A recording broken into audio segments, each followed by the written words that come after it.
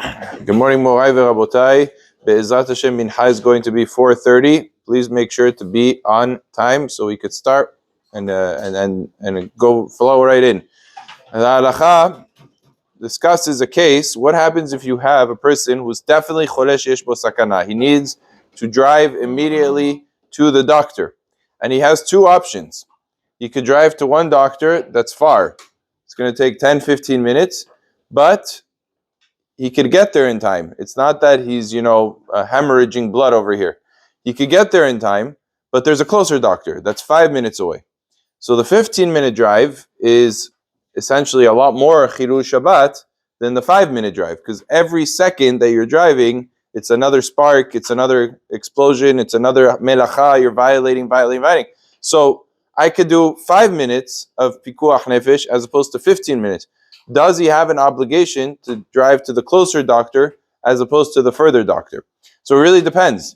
If that further doctor is a bigger expert in this specific field and he will do a more effective job, then you could drive further out, even though there's more Chilul Shabbat, so to speak, because of the fact that he's much more professional, he does a better job, you don't want to make any mistakes, you don't want any risks. So therefore, you're allowed to drive to the further doctor, even though there's a closer doctor that is of inferior skill. However, if the further doctor is not better, meaning it's both equal, and it happens to be that the further doctor is way cheaper or even free, and the doctor that's local, that's just as good, it's going to cost you a lot of money. It's going to be $100,000. For him to do anything he touches is $100,000.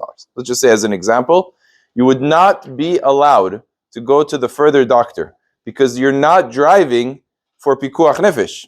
You're driving further to save $100,000 or $10,000 or $50,000, and you're not allowed to be mechalel Shabbat in order to save yourself from a very, very significant financial loss. So therefore, you would be obligated to go to the closer doctor, even though it's going to come out of pocket.